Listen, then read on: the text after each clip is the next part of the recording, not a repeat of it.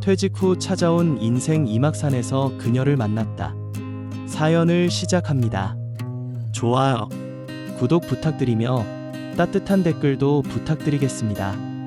이제 시작하겠습니다. 내 이름은 윤동식. 올해 63, 서울 도봉구에 살고 있다. 평생을 교직에 몸담다 정년 퇴임한 지 이제 막 1년. 아침에 눈을 떠도 갈 곳이 없다는 건 생각보다 훨씬 더 무겁고 날카로운 감정이었다. 아내는 몇 해 전 세상을 떴고 아들, 딸은 각자 살기 바빠 어버이날에나 한 번 얼굴을 비추는 게 전부였다. 하루하루가 무의미하게 흘러가던 어느 날 아파트 엘리베이터에서 우연히 들은 대화가 나를 바꿔놓았다. 이번 주말에 북한산 가지? 도봉산도 좋대. 어디선가 들려온 단어 하나. 산. 나도 모르게 그 말에 기가 솔깃해졌다. 예전엔 주말마다 친구들과 등산을 다녔다. 그때 나는 젊었고 건강했고 무엇보다 삶에 열정이 있었다. 하지만 친구들은 이제 하나둘씩 병원 신세를 지거나 외국에 사는 자식들 곁으로 떠났다. 나만이 여기 남아 시간을 헛되이 보내고 있었던 것이다. 그날 밤 인터넷 검색창에 60대 이상 산악회를 입력했다. 수십 개의 모임이 있었지만 눈에 딱 들어오는 이름 하나가 있었다. 청춘회복 산악회. 그 이름이 마음에 들었다. 내게도 청춘이 돌아올 수 있을까 싶어 용기 내어 가입 신청을 했다. 그리고 마침내 그들의 정기 산행일이 다가왔다. 북한산 원효봉 코스였다. 아침 8시 북한산 입구. 오래된 재킷에 낡은 등산화를 신고 모여든 사람들 속에 내가 있었다. 나와 비슷한 연배들이었지만 모두 얼굴에 생기가 돌았다. 그들은 반갑게 인사하며 내게 다가왔다. 처음 오셨어요. 반갑습니다. 전 이한수라고 합니다. 산악회 회장이라는 그는 백발이 성성했지만 눈빛만큼은 청년 같았다. 내가 고개를 숙여 인사하는 순간 내 옆으로 한 여성이 조용히 다가왔다. 회장보다 조금 젊어 보이는 인상이었다. 말없이 미소를 짓는 그녀는 회장이 소개하길 기다렸다. 여기는 김서영 씨, 우리 산악회 부회장이에요. 이쪽은 새로 들어오신 윤동식 선생님. 선생님이셨어요. 어쩐지 품격이 느껴지더라니. 반갑습니다. 그녀의 눈빛엔 따뜻한 무언가가 담겨 있었다. 이상하게 가슴이 뛰었다. 낯선 이성과의 마주침이 이렇게 떨리는 일이라니. 60을 넘긴 남자에게도 심장은 아직 살아 있었나 보다. 등산이 시작되자 숨이 가빠졌다. 하지만 오랜만에 느껴보는 산의 공기와 흙냄새, 바스락거리는 낙엽 소리에 가슴이 벅차올랐다. 김서영 씨는 내 옆에서 꾸준히 속도를 맞춰 걸었다. 그녀는 때때로 멈춰서서 뒤처지는 사람들을 기다려주거나 조용히 물병을 건넸다. 그 배려심 깊은 모습이 낯설지 않게 느껴졌다. 선생님은 교사셨다고요? 어떤 과목을 가르치셨어요? 국어였어요. 고전 문학 좋아했죠. 서영 씨는 어떤 일 하셨어요? 저는 간호사였어요. 지금은 은퇴했지만요. 젊을 땐 병원, 나중엔 요양병원에서 오래 있었어요. 그녀의 말투에는 경험에서 나오는 무게가 있었다. 하지만 동시에 피곤함보다는 따뜻한 울림이 느껴졌다. 아마 그건 그녀가 오랜 세월 사람 곁에 머물며 삶과 죽음을 고르게 마주했기 때문일 것이다. 정상에 오르기 직전 나는 돌뿌리에 발이 걸려 중심을 잃었다. 넘어질 뻔한 순간 그녀가 내 팔을 잡았다. 괜찮으세요? 무리하시면 안 돼요. 순간 팔을 붙잡은 손의 감촉이 또렷하게 느껴졌다. 따뜻했고 다정했고 무엇보다 사람 냄새가 났다. 나는 말없이 고개를 끄덕였다. 심장이 평소보다 더 빠르게 뛰고 있었다. 정상에 도착한 우리는 각자 도시락을 꺼내어 점심을 먹었다. 김서영 씨는 직접 만든 유부초밥을 내게 하나 건넸다. 혼자 드시는 것보다 나눠 드시는 게 더 맛있잖아요. 나는 그 유부초밥을 먹으며 이상한 감정을 느꼈다. 외롭지 않았다.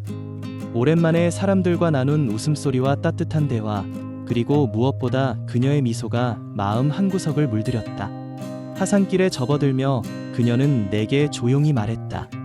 다음 주에도 오실 거죠? 이 산 생각보다 중독성 있어요. 예, 아마도요. 아니, 꼭 올 겁니다. 그날 저녁 집에 돌아온 나는 오랜만에 맥주 한 캔을 따며 혼잣말을 했다. 이게 뭐지? 왜 이렇게 가슴이 뛰지? 핸드폰을 보니 산악회 단톡방에 새로운 메시지가 도착해 있었다. 다음 산행은 도봉산. 기대됩니다. 그녀의 이름 옆엔 미소 이모티콘 하나가 붙어 있었다. 나는 그 메시지를 몇 번이고 다시 읽었다. 낡은 등산화에서 시작된 오늘 하루는 생각보다 크고 깊은 파장을 남겼다. 마치 내 삶의 방향이 다시 바뀌기라도 한 것처럼. 하지만 나는 아직 모른다. 이 여정이 나를 어디까지 데려갈지, 또 어떤 진실을 마주하게 될지, 그리고 그녀에 대해. 김서영 씨, 그녀는 정말 단순히 좋은 사람일 뿐일까? 도봉산 입구. 일주일이 지났을 뿐인데 발걸음이 한층 가벼웠다. 누군가와 다시 만난다는 기대 때문이었을까? 새로 산 등산복에 아직 낯선 주름이 잡혀 있었고 가방엔 김밥과 귤, 그리고 간단한 구급약까지 챙겨 넣었다. 마치 수학여행이라도 가는 듯한 마음이었다. 산악회는 여느 때처럼 정시에 모였다. 이번엔 참가자가 조금 더 많았다. 지난 산행에서 내가 활짝 웃는 사진이 단체 채팅방에 올라갔기 때문인지 신입 회원이라며 반갑게 맞아주는 이들이 많았다. 하지만 나는 무의식적으로 한 사람만을 찾고 있었다. 김서영. 그녀는 평소처럼 조용히, 하지만 환한 표정으로 내게 다가왔다. 어머, 오늘 복장이 아주 전문 산악인 같으신거려? 하하, 지난번에 낡은 등산화 때문에 창피했거든요. 이번엔 준비 좀 했습니다.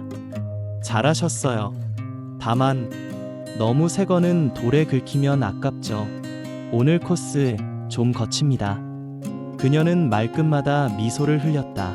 산이라는 공간 속 사람들의 거리감이 이상하게 좁혀지는 느낌이었다. 그 미묘한 온도가 좋았다. 이번 산행은 도봉산 자운봉 코스였다. 첫 오르막부터 만만치 않았다. 거친 바위와 경사진 흙길이 이어졌지만 나는 묵묵히 걸었다. 그 옆엔 서영 씨가 있었다.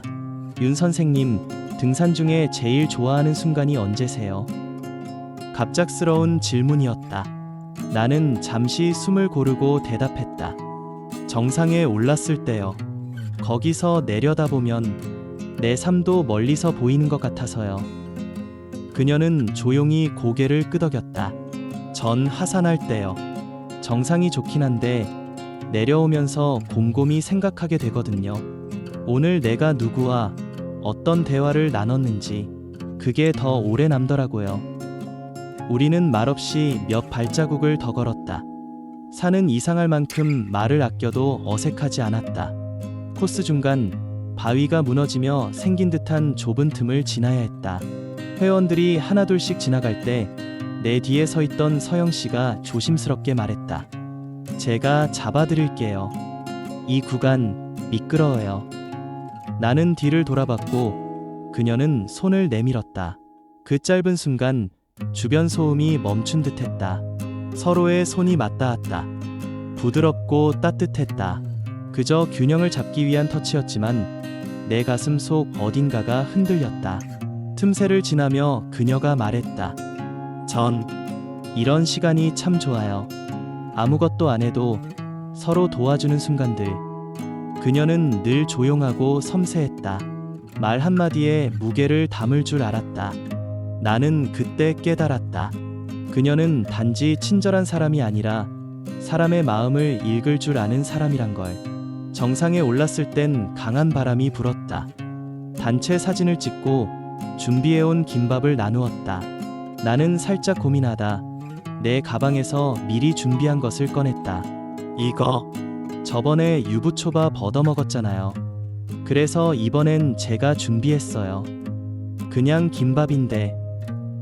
그녀는 놀라듯 웃었다. 직접 싸신 거예요? 아니요. 편의점 겁니다. 근데 진심은 담았어요. 우리는 나란히 앉아 사람들이 웃고 떠드는 소리를 배경 삼아 김밥을 나눠 먹었다. 아무 말도 하지 않아도 불편하지 않은 시간이 이어졌다. 하산길에 접어들 무렵 갑자기 산 아래서 안개가 피어올랐다. 돌길은 미끄러웠고 속도를 늦춰야 했다. 한 회원이 발목을 접질렀다. 모두가 걱정하며 둘러섰고 그녀는 주저없이 그에게 다가갔다. 제가 간호사였거든요. 잠깐 볼게요. 서영 씨는 부상자의 발목을 조심스럽게 만지며 상태를 확인했다. 그녀의 표정은 단호했고 목소리는 침착했다.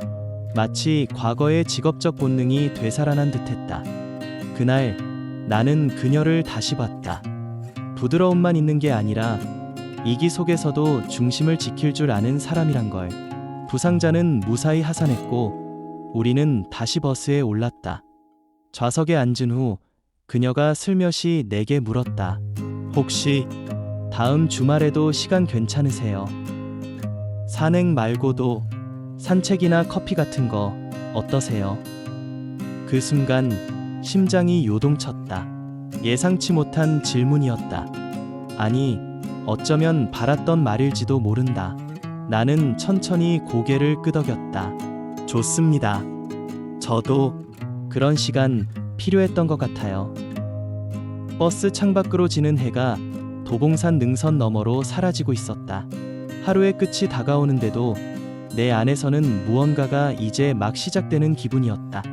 하지만 이 작은 감정의 싹은 곧 내가 전혀 예상치 못한 방향으로 뻗어나가게 된다.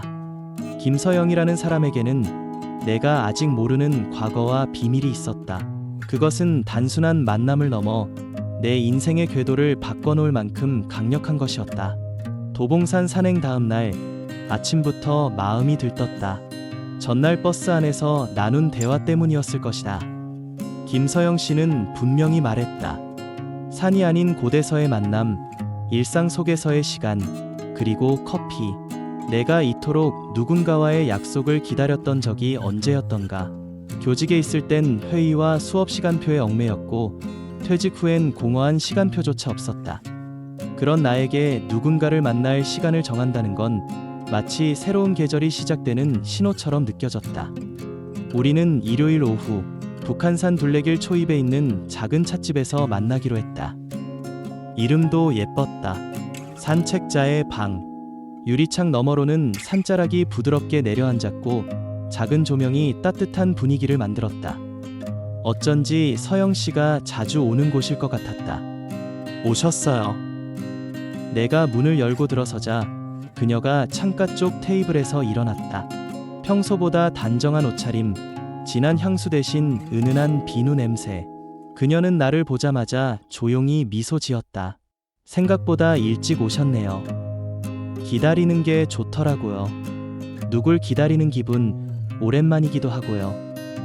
우리는 커피를 주문하고 말없이 서로를 바라보았다. 묘하게 조용한 공간, 잔잔한 클래식 음악, 멀리서 들려오는 자전거 바퀴 소리. 그 모든 소음들이 오히려 대화를 더 또렷하게 만들었다. 윤 선생님은 늘 그렇게 말씀에 여운이 있으세요. 그게 습관 같아요. 시를 좋아했거든요. 말보다 침묵이 더 많은 걸 말해준다고 믿었죠. 서영 씨는 고개를 끄덕이며 말했다. 저도 그래요. 요양병원에서 오래 근무하다 보면 말보다 눈빛이나 손짓 하나가 더 중요하거든요. 나중엔 말이 없어도 환자들이 무슨 말을 하고 싶은지 느껴졌어요.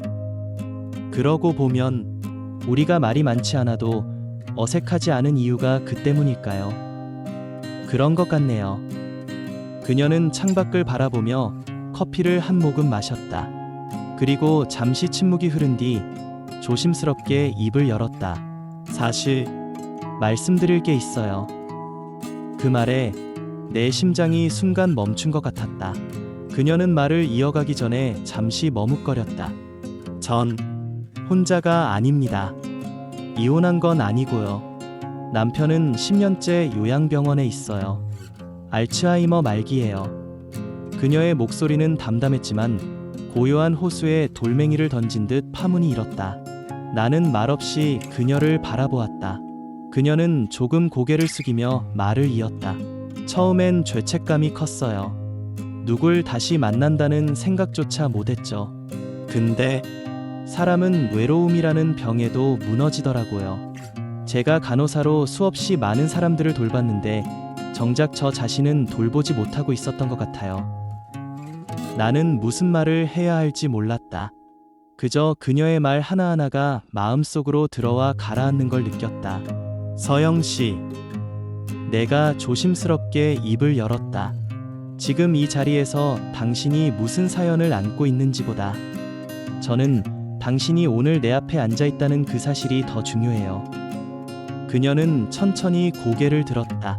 그 눈빛 속에는 오랜 외로움과 함께 처음으로 누군가에게 털어놓은 마음의 흔적이 서려 있었다. 고맙습니다. 윤 선생님은 이상하게 사람을 편하게 하세요. 저도 그래요. 서영 씨와 있으면 제 삶에 아직 따뜻한 온기가 남아 있었구나, 그런 생각이 들어요. 그날 우리는 오래도록 이야기했다. 서로의 지난 시간, 젊은 날의 꿈, 지금의 삶과 미래에 대한 소박한 상상들까지. 카페를 나설 때쯤엔 해가 기울어 노을이 번지고 있었다. 그녀는 조용히 말했다. 오늘 정말 좋은 시간이었어요. 이런 시간 처음이에요. 요양병원 밖에서 웃으면서 커피를 마신 것도 몇 년 만이고요. 앞으로 자주 가질 수 있을 거예요. 그런 시간. 우리는 다시 다음 주말 산행을 약속하고 헤어졌다. 그날 밤 나는 오래된 일기장을 꺼냈다. 그리고 한 줄을 썼다. 삶은 끝나지 않았다. 오늘 내게 다시 시작되었다. 하지만 그 다음 날 산악회의 단체방에 올라온 공지가 내 평온한 마음을 흔들었다. 다음 산행 장소 변경. 남한산성 청계산. 김서영 부회장 개인 사정으로 부득이하게 빠지십니다. 단 한 줄의 공지였지만 내 마음엔 작은 불안이 스며들었다. 무슨 일이 생긴 걸까? 혹시 나와의 만남 때문이었을까? 나는 그녀에게 메시지를 보냈다. 서영 씨, 괜찮으신가요? 답은 오지 않았다. 하루, 이틀, 사흘이 지나도 그녀는 산악회에 나타나지 않았다. 그녀는 어디에 있는 걸까? 에 연락이 끊긴 걸까? 그녀가 꺼낸 그 깊은 진실 뒤엔 아직 내가 모르는 또 다른 이야기가 숨겨져 있는 걸까? 일요일 아침, 청계산 입구는 여느 때처럼 사람들로 북적였다. 모자를 푹 눌러 쓴 산악회원들이 삼삼오오 모여 있었고 인사를 나누며 준비 운동을 하고 있었다. 나는 그 무리에 섞여 있었지만 마음은 다른 곳에 있었다. 그녀는 오지 않았다. 김서영 씨, 부회장이라는 직함을 달고 늘 가장 먼저 도착하던 그녀가 오늘도 보이지 않았다. 윤 선생님, 서영 씨랑 따로 연락 안 되셨어요? 산악회 회장이 조심스레 물었다. 나는 고개를 저었다. 며칠 전부터 메시지 보냈는데 답이 없네요. 무슨 일 있는 건 아닌지. 회장은 잠시 눈을 피하며 입술을 깨물었다. 뭔가 아는 게 있다는 눈치였다. 실은 들은 얘기가 있어요. 서영 씨, 병원에서 무슨 일이 생긴 것 같다고. 요양병원 쪽 상황이 심상치 않다는 소문이 돌더군요. 병원 쪽 상황이요? 남편분 때문인가요? 회장은 고개를 천천히 끄덕였다. 그건 저도 확실히 몰라요. 워낙 사생활 이야기 안 하시던 분이라. 다만 지난주엔 병원 근처에서 몇 번 울었다는 얘기를 들었어요. 간호사 동료한테. 나는 더 묻지 않았다. 그녀가 내게 털어놓았던 짧지만 깊은 고백이 떠올랐다. 남편의 병세, 그리고 그 병이 가져다준 지난 10년의 무게. 그 산행은 평소보다 짧게 느껴졌다. 청계산은 비교적 완만한 코스였지만 내 걸음은 무거웠다. 무언가 놓치고 있다는 불안이 발끝까지 내려와 있었다. 산 정상에 도착해도 풍경이 눈에 들어오지 않았다. 오직 그녀의 마지막 표정, 그 조용한 눈빛과 짧은 한숨이 머릿속을 맴돌았다. 하산 후 나는 고민 끝에 결심을 했다. 직접 그녀를 찾기로. 서울 외곽에 위치한 요양병원. 예전에 그녀가 슬쩍 언급한 병원의 이름을 기억하고 나는 곧장 그곳으로 향했다. 1시간쯤 걸려 도착한 병원은 조용하고 깔끔했다. 로비엔 연보라색 꽃이 가득했고 환자용 휠체어가 가지런히 놓여 있었다. 김서영 간호사님 계신가요? 접수처에 조심스럽게 물었지만 돌아온 대답은 예상 밖이었다. 그분 어제부로 퇴직 처리되셨어요. 네. 갑자기요? 네, 병원장님하고도 따로 이야기 나누셨다고 들었어요. 사직서 내고 짐 정리하셨습니다. 환자분 한 분이 위독해지신 뒤로 많이 힘들어 하셨거든요. 나는 갑자기 심장이 조여오는 느낌을 받았다. 그녀가 나와 마지막으로 만났던 날 차마 말하지 못했던 무엇이 있었던 걸까? 그녀는 왜 모든 걸 접고 떠난 걸까? 병원을 나서려다 나는 간호사 한 명을 붙잡았다. 그녀는 서영 씨와 몇 년 함께 일했던 사람이라고 했다. 서영 선생님요? 마지막까지 참 다정하셨어요. 남편분 옆을 지키시다가 결국 중환자실로 옮겨지면서 많이 힘들어 하셨어요. 남편분, 지금은 상태가 어제 새벽에 위급 상황이었어요. 지금은 서울대병원으로 이송된 걸로 알아요. 아무래도 끝이 가까워진 것 같다고. 나는 더 이상 말을 잇지 못했다. 그녀의 눈빛과 말들이 떠오르며 내 안에 무겁게 가라앉았다. 그녀는 죄책감에 짓눌리며 하루하루를 버텨왔던 것이다. 그리고 이제 삶의 마지막 벼랑 끝에 선 남편을 지키기 위해 모든 걸 내려놓은 것이다. 그날 밤 집에 돌아온 나는 한참을 그녀에게 썼다 지운 메시지를 바라보았다. 괜찮아요. 어디 계세요? 기다릴게요. 결국 보낸 문장은 단 하나였다. 서영 씨, 당신을 기다릴게요. 어떤 상황이든 어떤 모습이든 괜찮습니다. 당신이 아니면 안 됩니다. 답장은 오지 않았다. 이틀, 사흘, 그리고 나흘째 되던 날, 이른 아침 낯선 번호로 전화가 걸려왔다. 윤 선생님이신가요? 김서영 씨의 지인이시죠? 네, 그런데요. 전 서울대병원 사회복지사입니다. 서영 씨께서 당신을 지정 연락인으로 남기셨습니다. 숨이 멎는 것 같았다. 무슨 일입니까? 짧은 정적, 그리고 복지사의 목소리. 지금 병원으로 오실 수 있습니까? 서영 씨가 선생님께 드릴 말씀이 있다고 하셨습니다. 시간이 많진 않을 것 같습니다. 그녀는 나를 기억하고 있었다. 그리고 마지막 말을 전하기 위해 날 불렀다. 나는 그 순간 두려움도 망설임도 없이 외투를 집어들었다. 문을 나서는 발걸음이 흔들렸다. 그러나 마음속엔 오직 하나의 생각뿐이었다. 서영 씨, 내가 갑니다. 당신을 놓치지 않기 위해. 이제 나는 그녀의 가장 깊은 곳으로 들어가려 한다. 그녀가 감춰온 비밀, 감내해온 상처, 그리고 끝내 전하지 못했던 이야기들이 그 병실 안에 남아 있을 것이다. 서울대병원 응급중환자병동 7층. 하얀 복도는 조용했고 공기 중엔 알 수 없는 긴장감이 감돌았다. 나는 마음을 다잡으며 안내받은 병실 앞으로 다가섰다. 병실문 앞에는 연애 제한이라는 문구가 붙어 있었지만 그 아래 작게 덧붙여진 문장이 눈에 들어왔다. 지정 연락자 윤동식. 그 이름을 보는 순간 알 수 없는 벅참이 목을 죄어왔다. 나였다.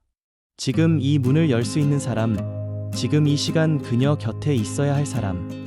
노크도 하지 않고 문을 조심스레 밀었다. 그 안은 고요했다.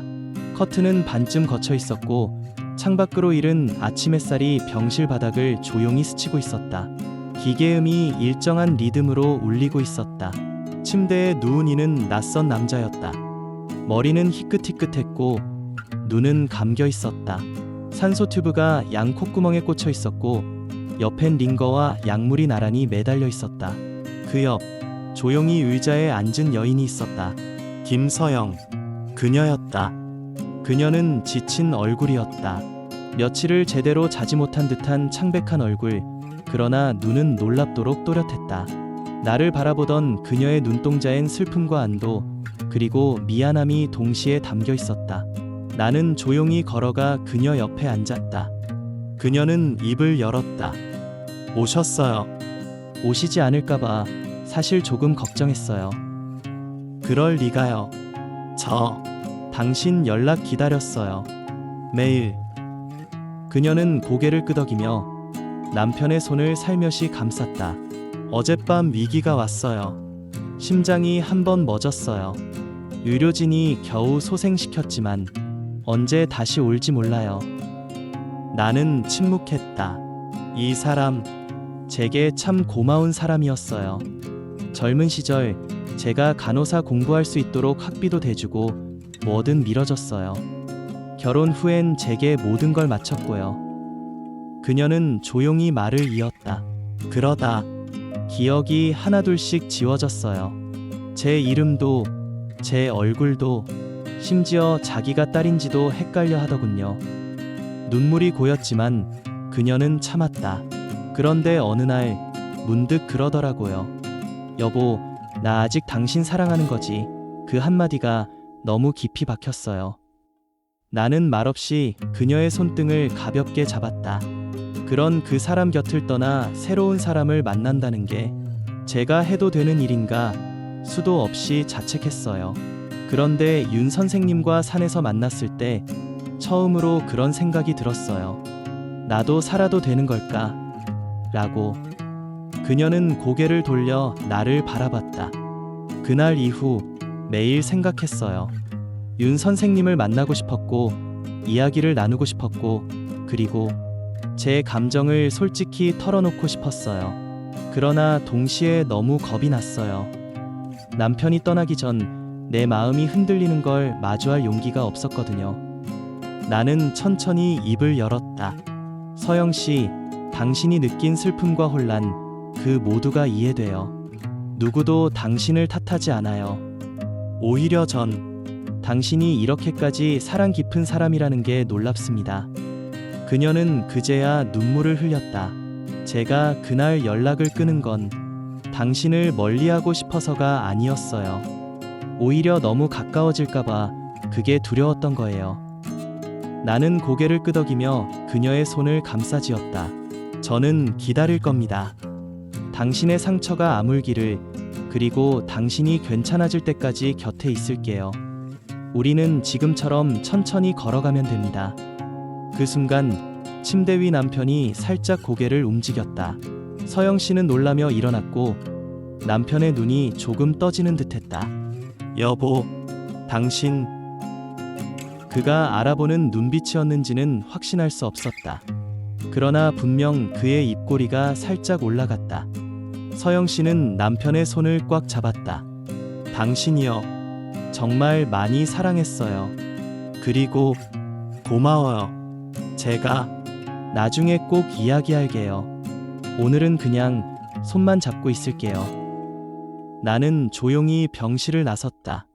그녀와 남편의 마지막 시간이 될지도 모르는 그 순간을 방해하고 싶지 않았다.